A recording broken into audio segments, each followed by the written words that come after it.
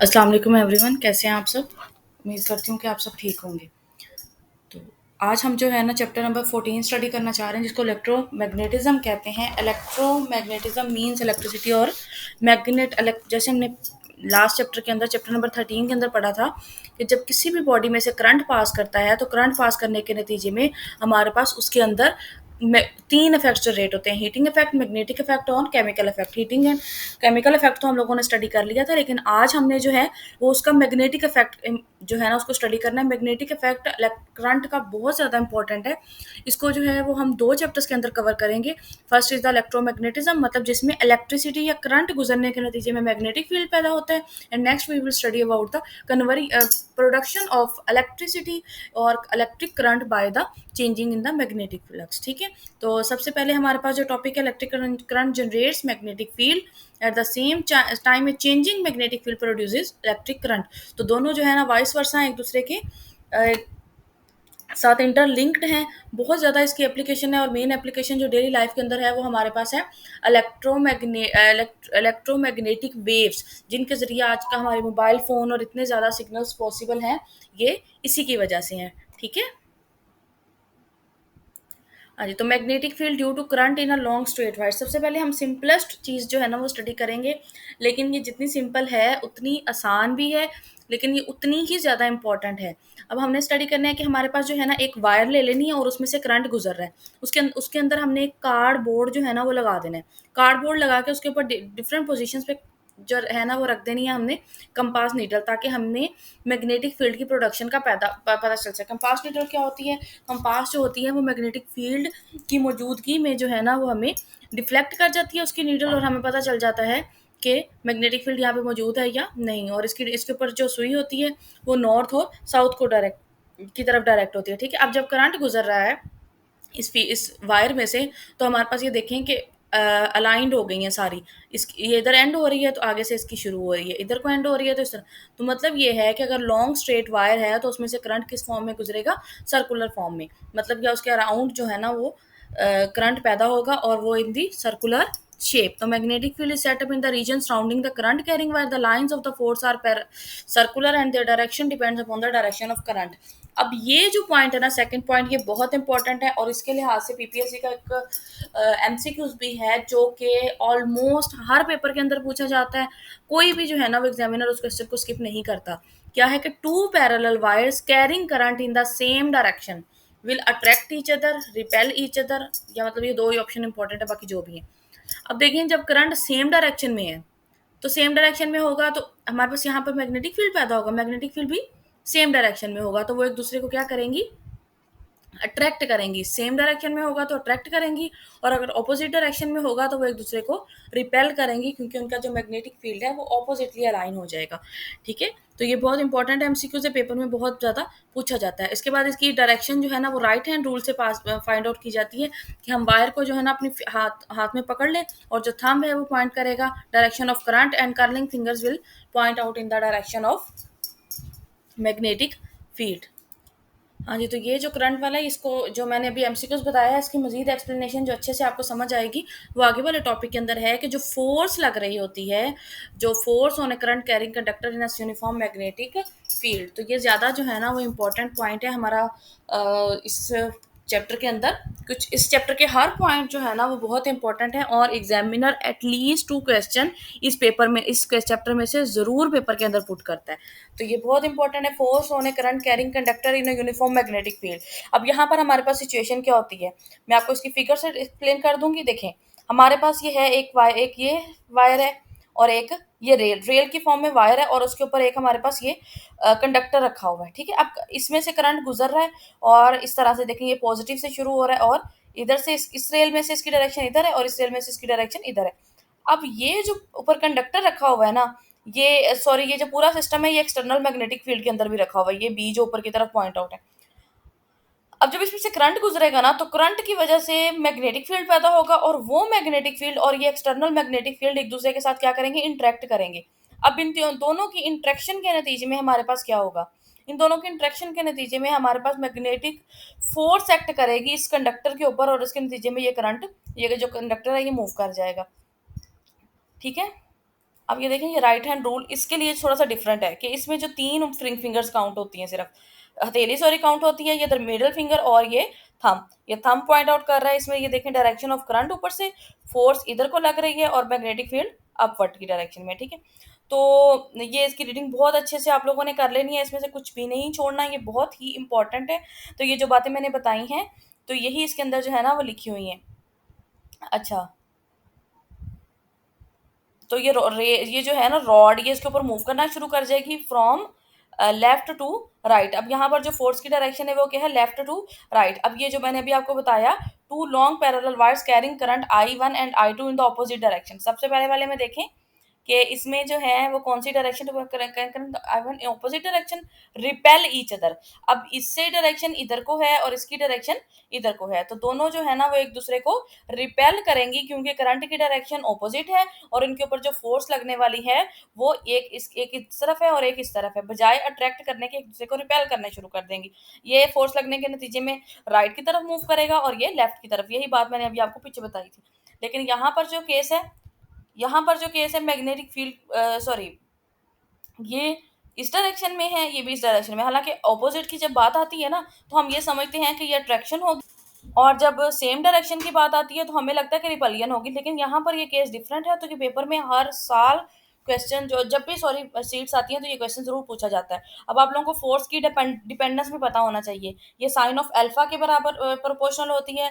मतलब जिस डायरेक्शन में हमने रॉड को रखा हुआ है, ठीक है, rod from it follows that the force is zero if the rod is placed parallel to the field. मतलब अगर हम इस फोर्स को बिल्कुल ऐसे मैग्नेटिक फील्ड के डायरेक्शन में रख देंगे तो कोई भी इसके ऊपर सॉरी रॉड को उसके पैरेलल रख देंगे तो कोई भी फोर्स उसके ऊपर एक्ट नहीं करेगी। उसके बाद है directly proportional to I. Definitely जितना ज्यादा करंट होगा उतनी ही ज्यादा फोर्स एक्ट करेगी। लेंथ जितनी लंबा रॉड होगा उतनी ही ज्यादा उसके ऊपर फोर्स लगेगी, डेफिनेटली करंट उसमें से ज्यादा गुजरेगा। और जितना फील्ड में मैग्नेटिक फील्ड स्ट्रांग होगा, ठीक हो गया। और ये है F is equal to I L B sine alpha, इसको कंबाइन कर दिया। अच्छा जी, उसके बाद आ जाता है F is equal to I L B sine alpha, combine कर दिया। उसके बाद जो है, अच्छा आप लोगों ने एक चीज और याद रखनी है कि ये जो कांस्टेंट के है ना, प्रोपोर्शनलिटी कांस्टेंट, इनकी वैल्यू के साथ लिखा होता है if we follow SI unit. तो सिर्फ एसआई यूनिट के अंदर इनकी वैल्यू 1 है। अगर कभी कोई और हम सिस्टम यूज करते हैं तो उसके अंदर इसकी वैल्यू जो है ना वो चेंज हो जाती है। F is equal to I L B sine alpha, और जो है इसका यूनिट मैग्नेटिक फील्ड का यूनिट यहाँ पे डिफाइन किया हुआ है, 1 tesla is equal to newton per ampere per metre. तो अगर इसको हम साइन को उड़ाते हैं, साइन को खत्म करते हैं, क्रॉस लगा देते हैं, और क्रॉस को जब हम खत्म करते हैं तो हमारे पास साइन अल्फा आता है। तो ये दोनों इक्वेशन 14.1 और 14.2 आप लोगों को बहुत अच्छे से तैयार होनी चाहिए। और उसके बाद है where the vector L is the direction of the current flow. मतलब कि जो वेक्टर एल है या जो लेंथ वाला वेक्टर है इसकी डायरेक्शन करंट की डायरेक्शन में होनी चाहिए। The magnitude of the vector, ये तो सारी चीजें आप लोगों ने अच्छे तरीके से यहाँ से तैयार कर लेनी है। अच्छा, और उसके बाद एक और तरीका है डायरेक्शन को फाइंड आउट करने का मैग्नेटिक फोर्स की। तो वो इस तरह से है कि हम नॉर्थ साउथ पोल डिसाइड कर लें। अच्छा, तो हमने अच्छा इसके अलावा एक चीज़, यहाँ पर ये डॉट और क्रॉस का तो आप लोगों को अच्छे तरीके से पता होगा। तो यहाँ पर नॉर्थ और south pole external magnetic field के हैं, और ये जो है ना करंट गुजर रहा है आउट ऑफ द पेज, ठीक है। तो अब इसके नतीजे में जो मैग्नेटिक फील्ड पैदा हो रहा है वो सर्कुलर फॉर्म में है। अब ये देखें कि यहाँ पर एक्सटर्नल मैग्नेटिक फील्ड और इंटरनल मैग्नेटिक जो पैदा हो रहा है उसकी डायरेक्शन इसकी डाउनवर्ड है और इसकी अपवर्ड है। मतलब यहाँ पर कैंसल आउट कर रहे हैं और यहाँ पर क्या कर रहे हैं, एक दूसरे को री कर रहे हैं। तो जहाँ पर फील्ड ज्यादा री करेगा वहां से जहाँ पर कैंसल आउट करेगा उसकी तरफ डायरेक्शन होगी फोर्स की। अब यहाँ पर फोर्स की डायरेक्शन मेरी तरफ से होगी लेफ्ट टू राइट, मतलब राइट साइड पे जो है ना वो डायरेक्शन होगी। ये जो है ना एक्सटेंडेड फॉर्म है किसकी, राइट हैंड रूल की। ठीक हो गया। उसके बाद है मैग्नेटिक फ्लक्स, सेम उसी तरह से जैसे इलेक्ट्रिक फ्लक्स था, लेकिन यहाँ पर उसकी जो है ना बी डॉट ए और यूनिट आप लोगों ने सारे तैयार कर लेने हैं फ्लक्स के। इसके अलावा जो यहाँ पर है फ्लक्स डेंसिटी आ जाती है हमारे पास। फ्लक्स डेंसिटी क्या होती है, the magnetic conduction B is the flux per unit area of the surface perpendicular to B, and it is also called the flux density। इसका यूनिट आप लोगों को पता होना चाहिए। therefore magnetic induction, the magnetic field strength is measured in term of Weber per meter square। ये Tesla के बराबर होता है। अब देखें ये टेस्ला के बराबर भी है, इसके बराबर भी और इसके बराबर, ये तीनों यूनिट आप लोगों को पता होने चाहिए। Next is the ampere law and determination of flux density B, very very important topic.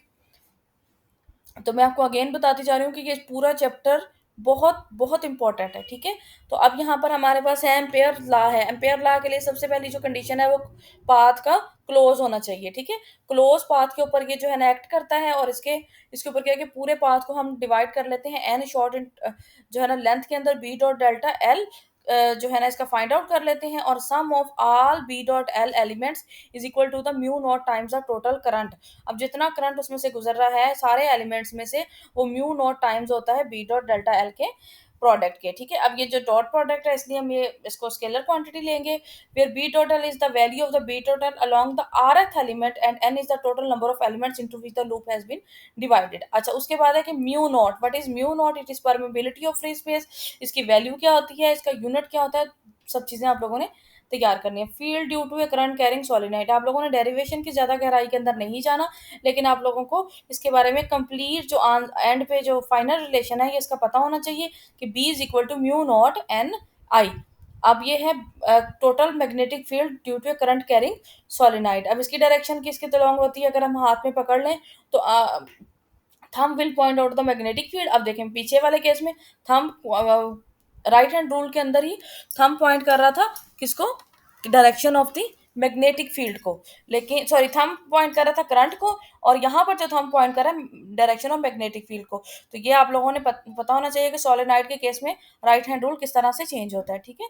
अब ये देखिए फॉर योर इन्फॉर्मेशन यहाँ पर लिखा है, बहुत अच्छी बात लिखी हुई है कि नॉर्थ जो साउथ और नॉर्थ पोल होते हैं वो हमेशा एक दूसरे को रिपेल करते हैं, और जो सेम पोल जो होते हैं साउथ साउथ पोल जो है ना वो एक दूसरे को रिपेल करेंगे, और डिफरेंट जो होंगे वो एक दूसरे को अट्रैक्ट करेंगे, ठीक हो गया। नेक्स्ट है हमारे पास force on a moving charge in a magnetic field. जो पहले हमने फोर्स निकाली थी ना, सॉरी, ऑन ए कंडक्टर, तो हमने जो पहले फोर्स निकाली थी ना वो पूरे कंडक्टर के ऊपर थी। एक्चुअल में जो कंडक्टर है वो किसका बना हुआ है, एटम्स का, और एटम के अंदर क्या मौजूद है, चार्जेस। अब जो फोर्स है एक्चुअली जो फर्स्ट टॉपिक के अंदर हमने निकाली है ऑन ए मूविंग रॉड, वो एक्चुअल में किसके ऊपर एक्ट कर रही है, वो जो उसके अंदर सारे चार्जेस मौजूद है ना वो चार्जेस के ऊपर एक्ट कर रही है, और चार्जेस का वेक्टर सम होकर वो फोर्स किस पे बनती है, पूरे कंडक्टर के ऊपर एक्ट करती है, क्योंकि चार्जेस तो नहीं छोड़ सकते ना उसको, रॉड को। जब चार्जेस रॉड को नहीं छोड़ सकते तो हमें पता है कि वो क्या करेगी, वो फोर्स का वेक्टर सम होगा और पूरी रॉड जो है ना वो मूव कर जाएगी। ये छोटी-छोटी सी यहाँ पर चीज़ें लिखी हुई हैं, इनको जस्ट रीड आउट कर लीजिएगा। आगे सारी डेरिवेशन है, इसको आप लोगों ने ज़्यादा नहीं पढ़ना, लेकिन एंड पे जो है ना इसका, अच्छा ये आप लोगों को पता होना चाहिए कि वी बराबर है, वी और एल जो है ना वो सेम डायरेक्शन।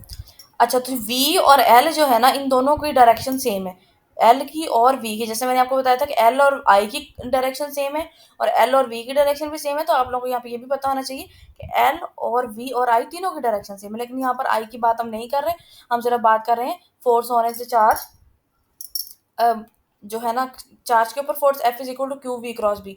अच्छा, उसके बाद लेक्चर शीट में यहाँ से भी क्वेश्चन आया था कि फोर्स अगर हम लग रही है इलेक्ट्रॉन के ऊपर मैग्नेटिक फील्ड के अंदर, अब जैसे यहाँ पे प्रोटॉन है तो वो अपवर्ड की तरफ मूव कर रहा है, और जो अगर अगर इलेक्ट्रॉन होगा तो वो डाउनवर्ड डायरेक्शन में मूव करेगा। तो ये जो है ना ये भी इंपॉर्टेंट है कि फोर्स अगर हम चार्ज चेंज कर देते हैं, चार्ज का साइन अगर एक प्रोटॉन एक इलेक्ट्रॉन से चेंज कर दिया जाता है, तो जो है फोर्स उसके ऊपर लगने वाली चेंज हो जाती है, और ये फोर्स हमेशा क्या करती है, डिफ्लेक्टिव फोर्स है। ये जो फोर्स चार्ज के ऊपर लगती है ये हमेशा क्या प्रोड्यूस करती है, डिफ्लेक्शन। और ये वी क्रॉस बी के बारे में आप लोगों को पता होना चाहिए, और इसकी डायरेक्शन हमेशा वी और बी के जो है ना प्लेन के परपेंडिकुलर होती है, और कब मैक्सिमम होती है कब मिनिमम होती है ये भी आप लोगों को पता होना चाहिए। मोशन ऑफ द, अच्छा ये टोटल फोर्स है कि इलेक्ट्रिक फोर्स जो है ना वो क्या पैदा कर सकती है, एक्सेलरेशन भी पैदा करती है, लेकिन मैग्नेटिक फोर्स जो है ना वो एक्सेलरेशन पैदा नहीं करती, वो सिर्फ डिफ्लेक्टिंग फोर्स है, ठीक है। तो हम ये कह सकते हैं ओनली इलेक्ट्रिक, अगर वर्क डन की बात करें तो ये लाइन इंपॉर्टेंट है कि इलेक्ट्रिक फोर्स सिर्फ वर्क डन करता है, लेकिन no work done by the magnetic force which is simply deflecting force. तो उसकी लास्ट लाइन बहुत इंपॉर्टेंट है, लॉरेंस फोर्स के बारे में भी आप लोगों को पता होना चाहिए। उसके बाद है determination of E by M of an electron. तो E by M ratio of electron भी जो है ना वो इंपॉर्टेंट क्वेश्चन है। F is equal to E V B, इसका प्रोसेस आप लोगों को पता होना चाहिए कि किस तरह से हमारे पास जो है ना एक बीम को प्रोजेक्ट किया जाता है into the paper, magnetic field apply किया हुआ है, और उसके अंदर जो है ना बीम ऑफ इलेक्ट्रॉन को प्रोजेक्ट किया जाता है। जब इलेक्ट्रॉन इसके अंदर जाते हैं तो वो सर्कुलर पाथ के अंदर मूव करना शुरू कर देते हैं, क्योंकि डिफ्लेक्शन फोर्स उसके ऊपर, ये जो मैग्नेटिक फील्ड लगा हुआ है ना एक्सटर्नल मैग्नेटिक फील्ड, ये और जो है ना इसके ऊपर फोर्स लगती है, और वो फ़ोर्स क्या होती है, परपेंडिकुलर, उसकी डायरेक्शन सेंटर की तरफ होती है। और जो फ़ोर्स इसको रोटेट करवाती है, ये बैलेंस किससे होती है? ये जो मैग्नेटिक फ़ोर्स है, ये बैलेंस होती है सेंट्रीपिटल फ़ोर्स से। तो हमारे पास E/m is equal to V/R। तो ये आप लोगों को ये चीज़ पता होनी चाहिए कि अगर हम R को चेंज कर दें, तो E के ऊपर क्या फ़र्क पड़ेगा, और ये सारी चीज़ें, डिपेंडेंस इसकी पता होनी चाहिए, ठीक है? और यहाँ पर जो है ना, ये the tube is placed in a region occupied by uniform magnetic field of known value. इसकी वैल्यू तो नोन है, लेकिन जिसकी वैल्यू नोन नहीं है, अब हमारे पास V की वैल्यू नहीं है, तो हमने V की वैल्यू इधर से इस फ़ॉर्मूले से निकाल लेनी है। ये यहाँ पर ड्राइव की हुई है, आप लोगों ने डेरिवेशन तो चूँकि नहीं करनी, तो इसलिए इसको यहीं पे तक करना है आप लोगों ने। उसके बाद क्या है जी, कैथोड रे ऑसिलोस्कोप। जैसे कि मैंने आप लोगों को 10th क्लास की बुक के अंदर बताया था, कैथोड रे ऑसिलोस्कोप को हमने एफएससी में से करना है। इस इसमें इसकी मैं बहुत ज़्यादा डिटेल में नहीं जाऊँगी, क्योंकि ऐसा इसमें कोई कांसेप्ट नहीं है। आप लोगों ने इसके हर पार्ट के बारे में, जैसे ये फिलामेंट है, फिलामेंट का क्या काम होता है, ये इलेक्ट्रॉन को एमिट करता है, ग्रिड क्या करती है, नंबर ऑफ इलेक्ट्रॉन को कंट्रोल करती है, कैथोड इलेक्ट्रॉन एमिट करती है, फ्लोरेसेंट स्क्रीन जो है उसके ऊपर इमेज बनता है, इमेज क्या ग्राफ की फॉर्म में बनता है। ग्राफ 2 तरह के होते हैं, कौन-कौन जो है हॉरिजॉन्टल पे हो ग्राफ, तो उसको कौन कंट्रोल करता है, एक्स प्लेट्स करती हैं, वाई प्लेट्स किन-कौन से ग्राफ को जो है ना कंट्रोल करती हैं। ये सारी चीज़ें आप लोगों को पता होना चाहिए। जो है ना, स्वीप वाला जो जनरेटर है, उसका क्या काम है,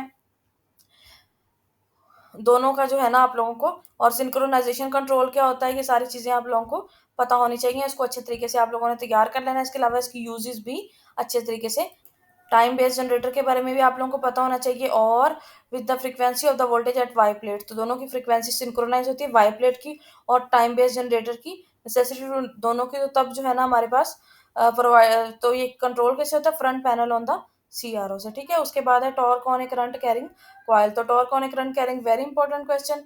इसकी डेरिवेशन में भी नहीं जाना आप लोगों ने, लेकिन आप लोगों को पता होना चाहिए कि फोर्स, अब ये देखें, इस तरफ फोर्स नीचे की तरफ लग रही है, इसकी तरफ ऊपर की तरफ लग रही है, तो क्या कपल प्रोड्यूस होता है, और कपल की जो वैल्यू, कपल जो टॉर्क, मतलब कपल और टॉर्क जो है ना, वो यहाँ पर अगर इस फोर्स की बात करें, तो इससे टॉर्क पैदा होगा, इस टॉर्क, तो दोनों टॉर्क की डायरेक्शन ऑपोजिट होती है। तो ऑपोजिट डायरेक्शन होने की वजह से हमारे पास यहाँ पर ये कॉइल रोटेट कर जाती है। अब यहाँ पर एक इंपॉर्टेंट चीज़ है, यहाँ पर जो थीटा है, यहाँ पर दो साइंस जो है ना, दो एंगल जो है ना इन्वॉल्व हो रहे हैं, F is equal to I L V sine theta.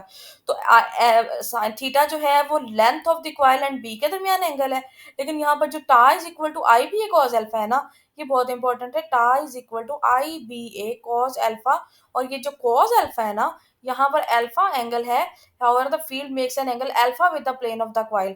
अब देखें कि जब अल्फा 0 होगा तो टॉर्क मैक्सिमम होगा, लेकिन इसका एफ के साथ कोई भी लिंक नहीं है। तो ये दोनों आप लोगों को पता होनी चाहिए कि जब थीटा और अल्फा का फ़र्क आप लोगों ने अच्छे तरीके से इसमें से तैयार करना है। उसके बाद गैल्वानोमीटर जस्ट रीड आउट करना है, बहुत ज़्यादा गहराई में नहीं जाना, और इसका इसमें आपकी सेंसिटिविटी की डिपेंडेंस पता होना चाहिए। एंड नेक्स्ट यहाँ पर हम लोगों ने जो है ना वो सेंट्रल फील्ड जो है ना रेडियल करने के लिए यहाँ पर एक वो रखते हैं, कॉइल रखते हैं, एक sorry, rectangular coil is made to enamelled copper wire. ये किस किस चीज़ की बनी होती है, सारी चीज़ें पता होनी चाहिए। And soft iron cylinder is placed inside the coil to make the field radial and stronger near the coil, ठीक है? और इसके बाद टॉर्क, रिस्टोरिंग टॉर्क की वैल्यू क्या होती है, और I is equal to C, और B N is equal to constant that is called sensitivity, I directly proportional to theta. ये भी पता होना चाहिए, बाकी ज़्यादा आप लोगों ने रीड आउट नहीं करना, बहुत ज़्यादा थ्योरी लिखी हुई है। एम मीटर, एम मीटर के अंदर से आप लोगों ने क्या चीज़ तैयार करनी है, एम मीटर होता क्या है, करंट को मेजर करने के लिए इस्तेमाल किया जाता है। इसमें जो रेजिस्टेंस यूज़ होती है वो शंट होती है, शंट की वैल्यू किसके बराबर होती है, और वो हम कैलकुलेट किस तरह से करते हैं, R S is equal to I G minus आई।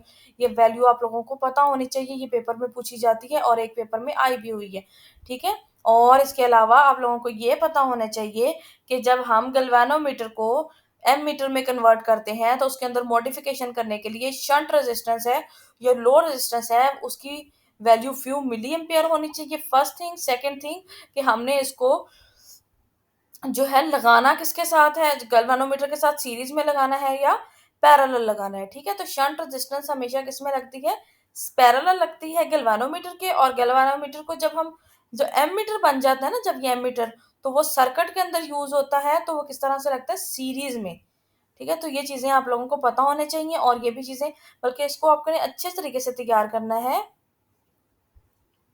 कि जो गैल्वेनोमीटर और रेजिस्टेंस, ये शंट रेजिस्टेंस है, वो आपस में पैरेलल होंगी, लेकिन जो रिजल्टेंट होगा पूरा मतलब एम मीटर बन जाएगा, वो जब हम सर्किट में लगाएंगे तो वो सीरीज में लगाएंगे। इसी तरह से वोल्ट मीटर की भी सारी चीजें इसी तरह से याद करनी। अच्छा जी, वोल्ट मीटर की भी ये सारी, अच्छा ये सीरीज में ये लिखा हुआ है, एंड पे लास्ट लाइन है, और यहाँ पर ये पैरेलल वाली लाइन भी इसको अंडरलाइन कर लीजिएगा, बल्कि साइड पे लिख लें, और इसकी वैल्यू भी। इसी तरह से यही सारी चीजें आप लोगों ने वोल्ट मीटर में याद करनी है, कि वोल्ट मीटर के अंदर हाई रेजिस्टेंस यूज होती है, और क्यों हाई होती है ये भी आप लोगों को पता होना चाहिए, क्योंकि लार्ज करंट जो है ना इस पर ड्रॉप हो जाए और हमारे पास मैक्सिमम वोल्टेज अपीयर हो जाए, इसकी वैल्यू भी पता होना चाहिए। और हमेशा गलवानोमीटर सर्किट में पैरेलल लगता है, लेकिन इसके साथ जो रेजिस्टेंस लगती है वो सीरीज में लगती है।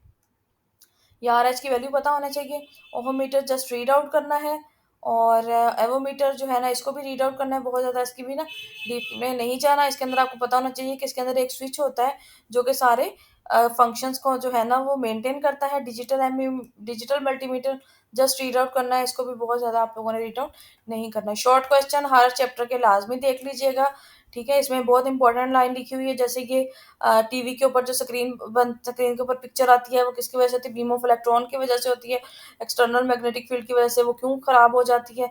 और ये सारी चीज़ें शॉर्ट क्वेश्चन आप लोगों ने सारे तैयार जो है ना वो कर लेने हैं, ठीक है, और न्यूमेरिकल करने की ज़रूरत नहीं है। ठीक हो गया, अल्लाह हाफिज़।